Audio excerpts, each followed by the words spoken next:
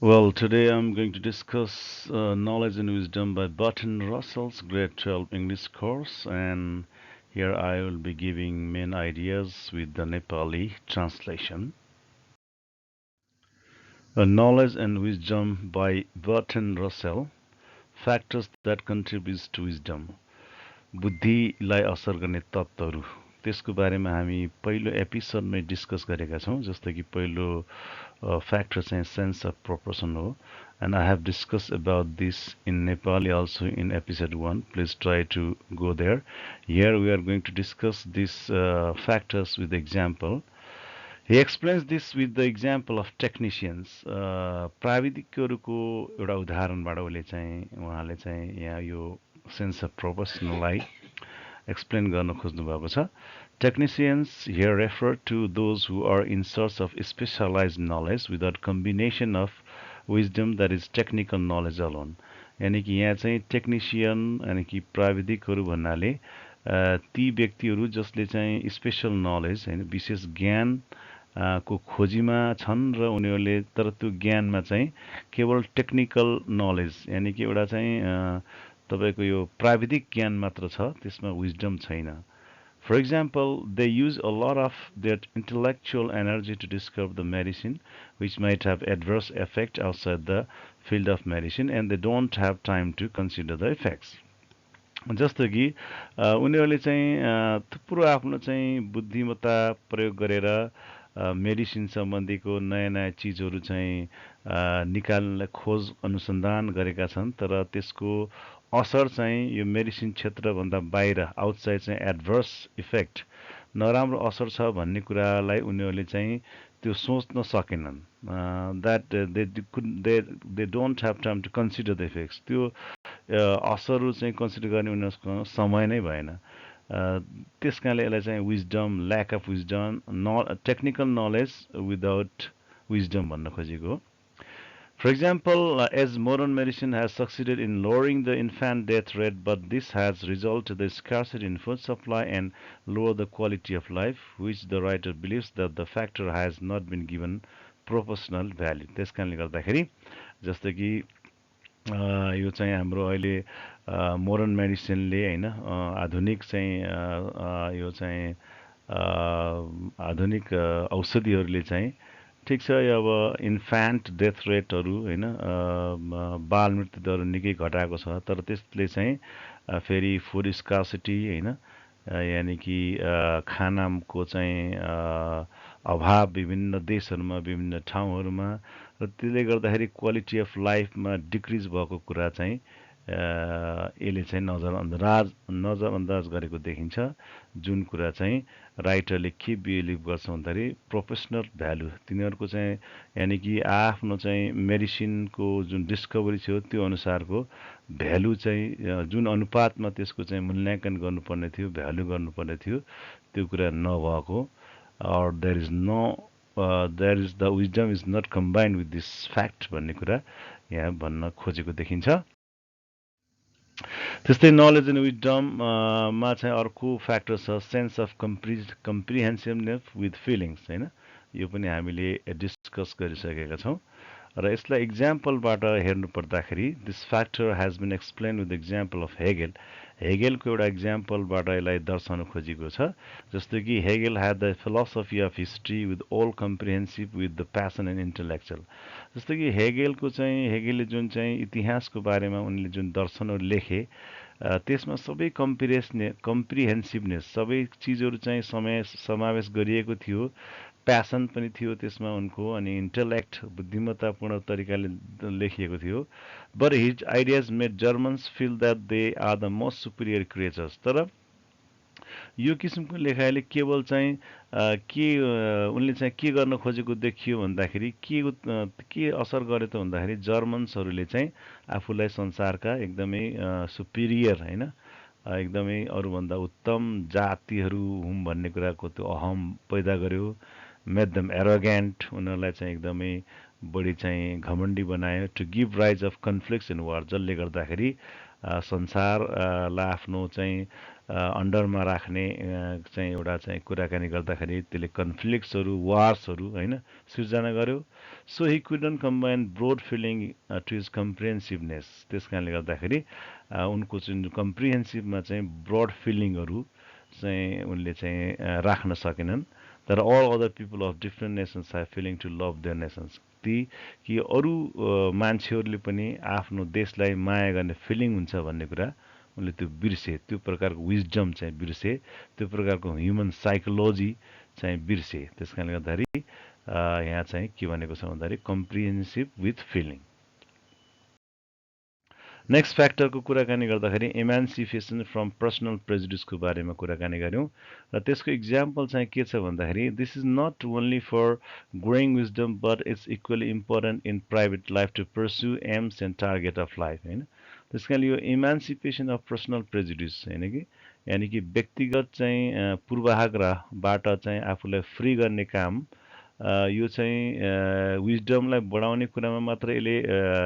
चाहिँ भूमिका निर्वाह गर्दैन कि it's equally important private life होइन यो आफ्नो व्यक्तिगत जीवनमा पनि इम्पोर्टेन्ट छ किन भन्दाखेरि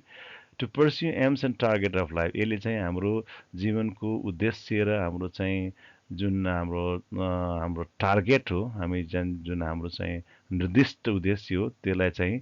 प्राप्त गर्ने कुरामा त्यसले पनि यसले चाहिँ हामीलाई धेरै फाइदा गर्छ it also helps to develop patience and persuasiveness in convincing others यसले चाहिँ हामीलाई धैर्यता चाहिँ विकास गर्नमा त्यसपछि गएर अरूलाई चाहिँ कन्भिन्स गर्ने कुरामा अरूलाई चाहिँ आफूले भनेको कुरा चाहिँ मनाउने कुरामा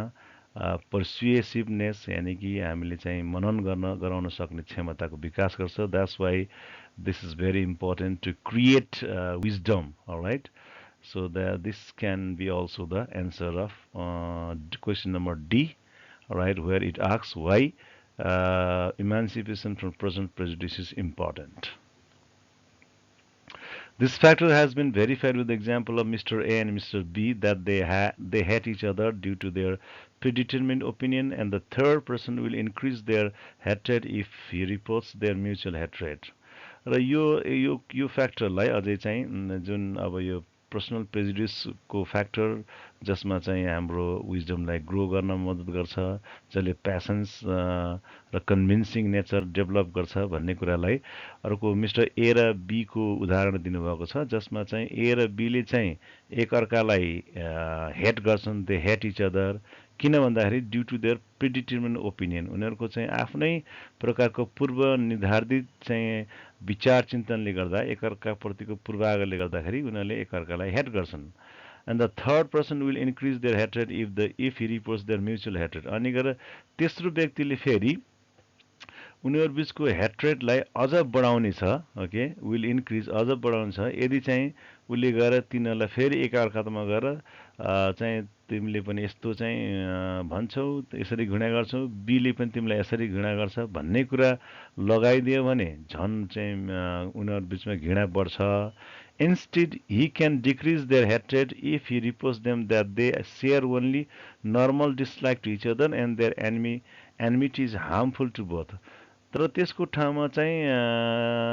तपाईहरु दुईटा बीचमा त खासै चाहिँ एकअर्कामा घृणा त छैन त एले बीले एलाई चाहिँ नर्मल कुरामा मात्रै तपाईहरुको झगडा रहेछ त्यसकारणले गर्दाखेरि यो कुरा तपाईहरु दुवैको लागि देयर एनमिटी तपाईहरु दुवैको दुश्मनी चाहिँ एकअर्काको लागि हार्मफुल हो भन्ने कुरा गरिदियो भने सायद now there hatred will decrease Knowledge and wisdom, emancipation from tyranny of sensory process and impartiality भन्ने कुरा छ यसमा चाहिँ This factor shows that we remain selfish when we rely only upon the perception of our sense organs. र यो चाहिँ कुरामा के भन्न खोजिएको छ भन्दाखेरि हामी चाहिँ सेल्फिस हुन्छौं कुन बेला भन्दाखेरि we only rely upon the perception of our sense organs. हाम्रो जुन एउटा सेन्स अर्गान्स ज्ञानेन्द्रिय छन् तिनीहरूको बाट प्राप्त हुने ज्ञानलाई मात्र पर्सेप्सनलाई तिनीहरूबाट प्राप्त हुने ज्ञानलाई मात्र हामी चाहिँ ध्यान दियौं भने हामी सेल्फिस हुने सम्भावना बढी हुन्छ That is what we can say the tyranny of sensory organs हैन त्यो नै के हो भन्दाखेरि हाम्रा चाहिँ ज्ञानेन्द्रियहरूको चाहिँ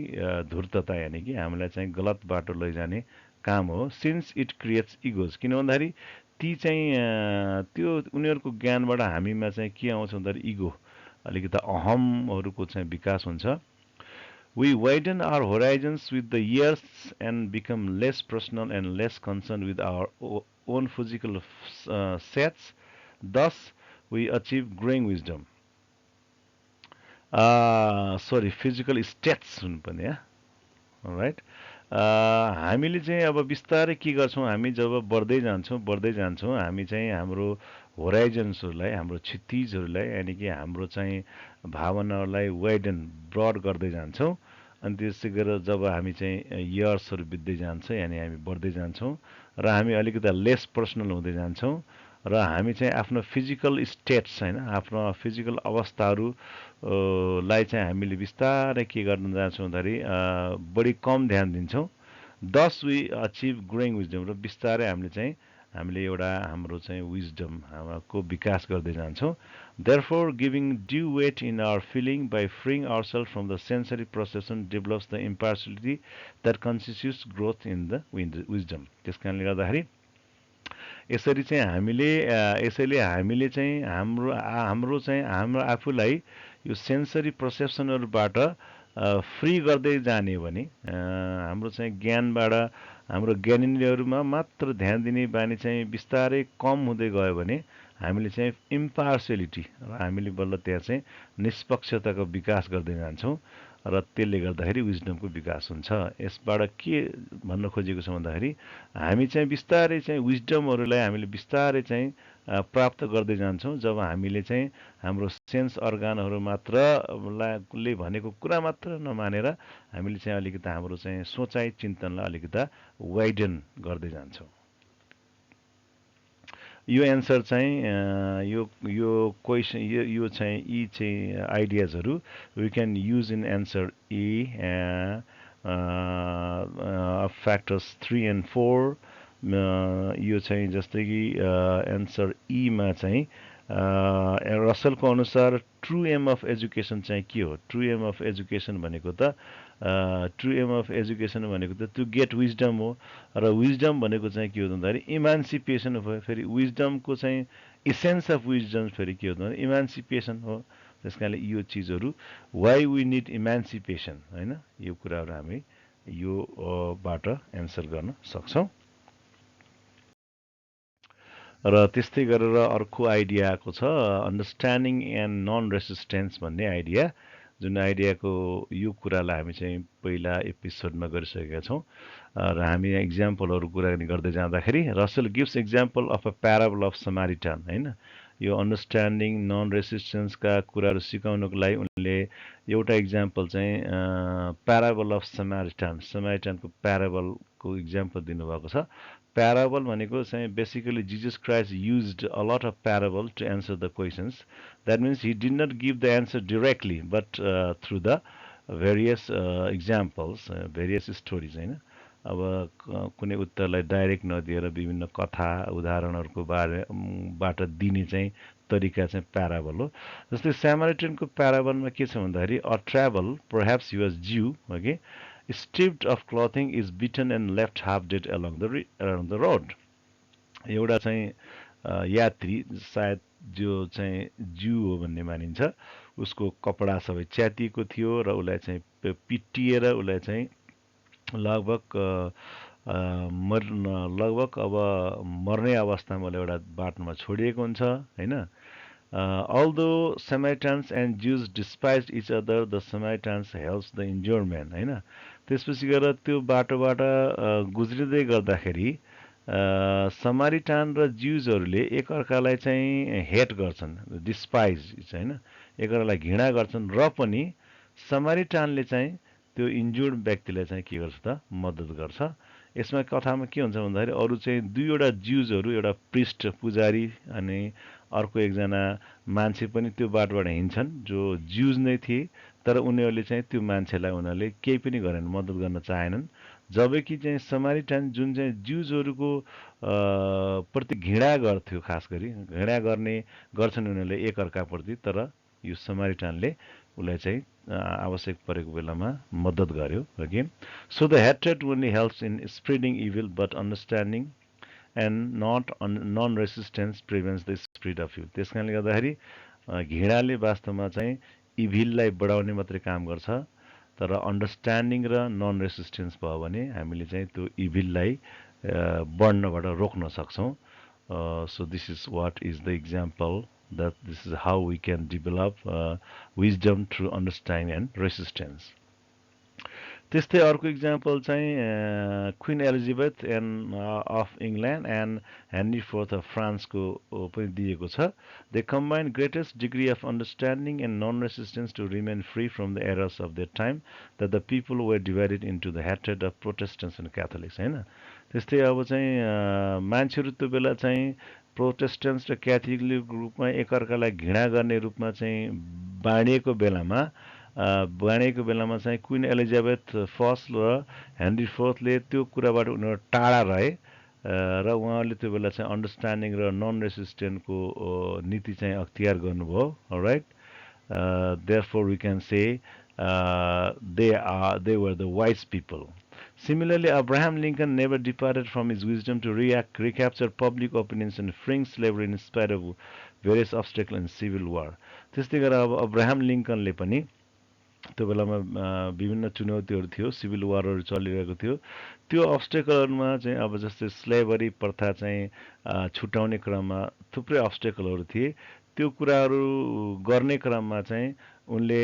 पब्लिक ओपिनियनलाई होइन जनताका विचारहरूलाई पनि उनले चाहिँ के गरे त भने ध्यान दिए त्यस कारणले गर्दाखेरि he used his wisdom right not the resistance and not the resistance and not the idea of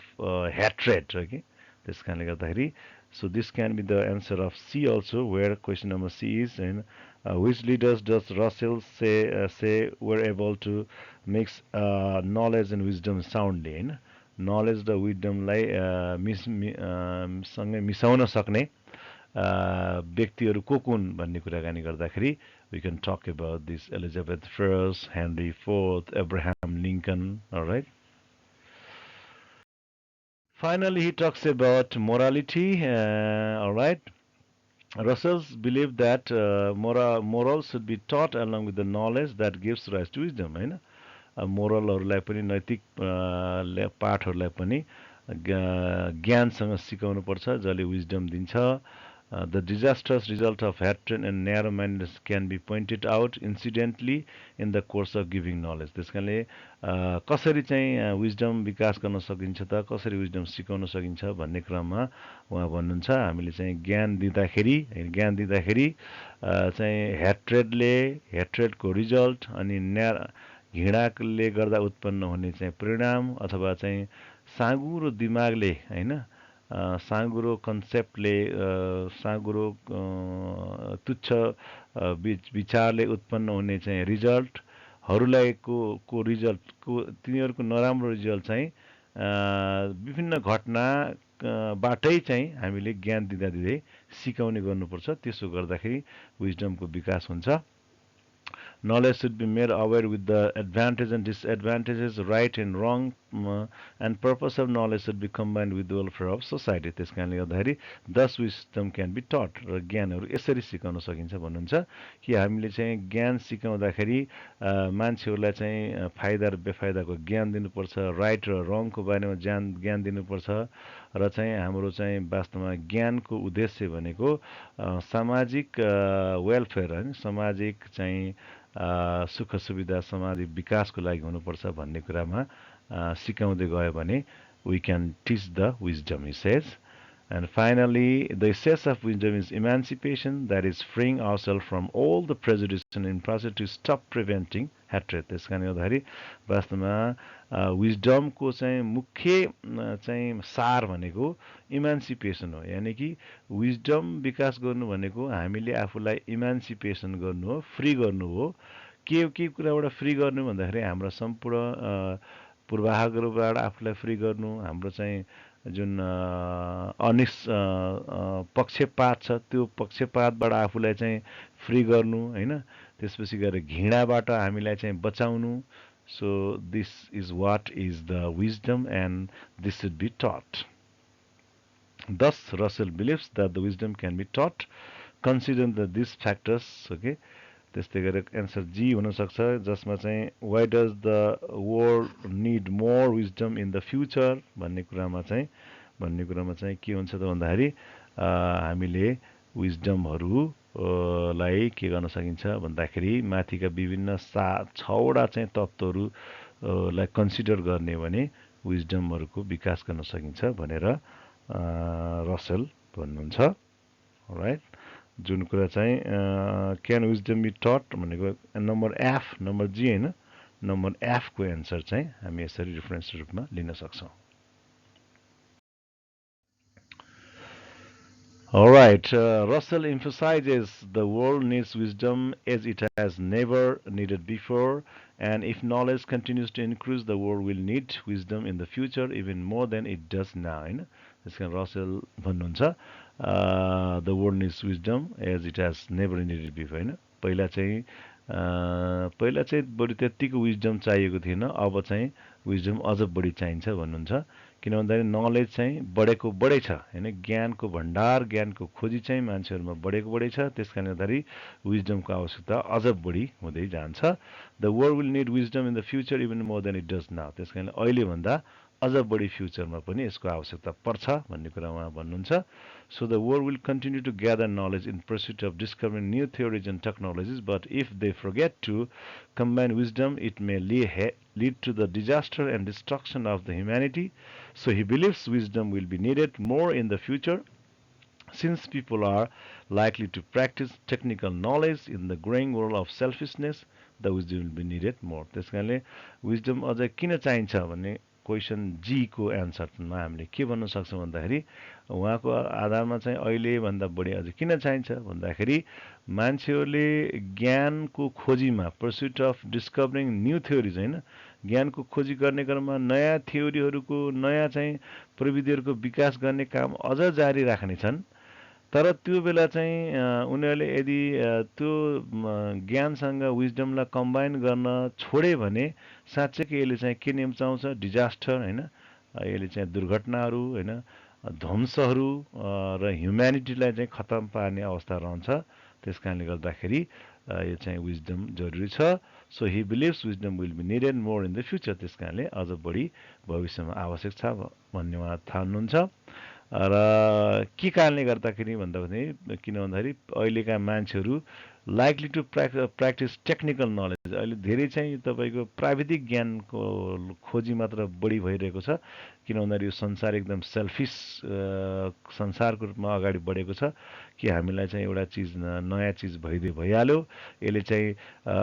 अरू विभिन्न ठाउँहरूमा असर के गर्छ भन्ने कुरासँग मतलब नराखिकन विभिन्न फिल्डमा टेक्निकल